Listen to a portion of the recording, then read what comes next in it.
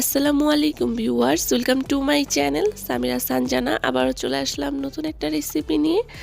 আজ আমি আপনাকে চিকেন বিরিয়ানি রেসিপিটা তৈরি করে দেখাবো। আমি বাসায় যেভাবে চিকেন বিরিয়ানি রান্না করি ঘরোয়া মশলা দিয়ে, সেম ওরকমভাবে আপনাদের সাথে শেয়ার করব। আর আজকের বিরিয়ানির মধ্যে আমি কোনো বাদাম বাটা কিংবা আলু বোখরা, জয়ফল, জয়ত্রিকের গুঁড়া কোনো কিছুই দিব না। কিভাবে সহজভাবে আপনারা ঘরোয়া মশলাতে এই মজাদার চিকেন বিরিয়ানি রেসিপিটা তৈরি করতে পারেন, সেটাই আজকে আপনাদের সাথে শেয়ার করব। আশা করি রেসিপিটি আপনার কাছে ভালো লাগবে। তাই ভিডিওটা প্রথম থেকে শেষ পর্যন্ত দেখার অনুরোধ রইল। তো এই তো এখানে আমি চিকেন নিয়েছি, আর এখানে চিকেন আছে 1200 গ্রামের মতো। আর আমি চিকেনটাকে রেগুলার কাট করে কেটে নিয়েছি। কেটে আমি এটাকে ভালোভাবে ধুয়ে পানি ঝরিয়ে নিয়েছি। আর এখন হচ্ছে আমি চিকেনটাকে ম্যারিনেট করব। আর চিকেন ম্যারিনেট করার জন্য এখানে আমি একটা প্যানে তেল নিয়েছি। এই তেলের মধ্যে আগে আমি পেঁয়াজ বেরেস্তা করে নিয়েছিলাম, তাই আজকে এই পেঁয়াজ বেরেস্তার তেলের মধ্যে আমি চিকেনটা রান্না করব আর কি। তো প্রথমে আমি দিয়ে দিলাম এখানে আমি আধা কাপ পেঁয়াজ কুচি, দিয়ে দিলাম 2 টেবিল চামচ আদা আর রসুন বাটা, দিয়ে দিলাম 2 টেবিল চামচ পেঁয়াজ বাটা, আরও দিয়ে দিলাম 2 টেবিল চামচ টক দই। আমি টক দইটা ঘরে গুঁড়া দুধ দিয়ে আর কি তৈরি করে নিয়েছি ইনস্ট্যান্ট।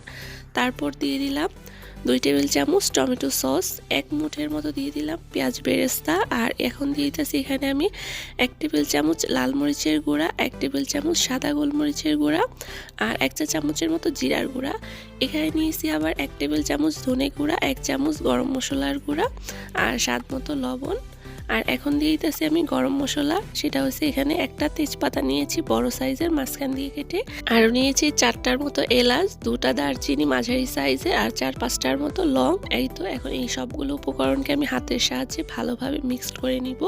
এখানে আমি ঘরে তৈরি করা ইনস্ট্যান্ট টক দইটা নিয়েছি। আপনারা চাইলে বাজার থেকে কেনা যে টক দইটা আছে ওইটাও নিতে পারেন।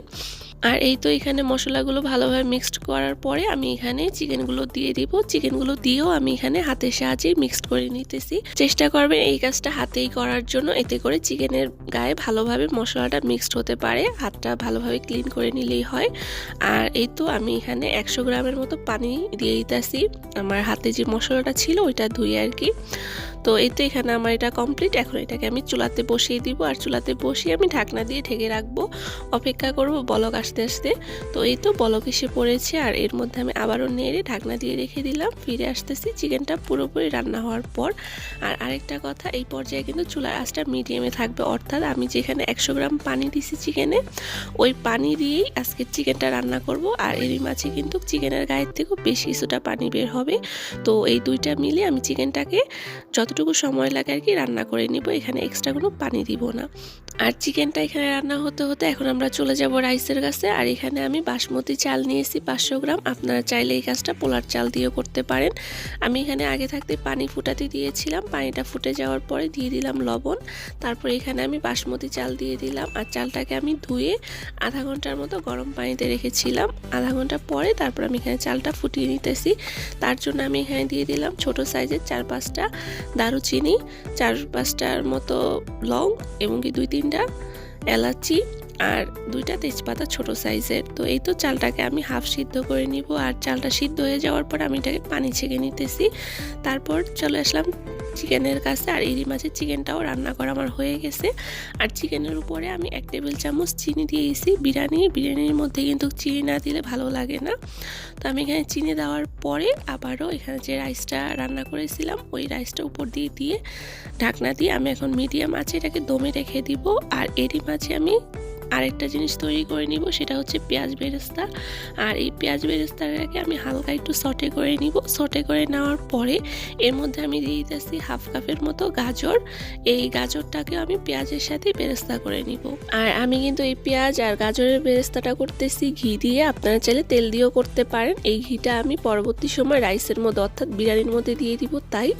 আর এই তো মিডিয়াম আছে আমার এই গাজর আর পেঁয়াজের বেরেস্তাটা তৈরি হয়ে গেছে। এখন এটাকে আমি চুলা থেকে নামিয়ে নিব। গাজরের আর পেঁয়াজের বেরেস্তাটা হতে হতে এটা দমে ছিল এতক্ষণ। আর এখন এই তো আমি আবারও চলে আসলাম, এটাকে আবারও উল্টে পাল্টে এখন দিব। আর রাইসটা যে হাফ সিদ্ধ করছি এই চিকেনের সাথে রাইসটা দেওয়ার পরে এটা কিন্তু আরও দমে থাকার পর পুরোপুরি রান্না হয়ে যাবে।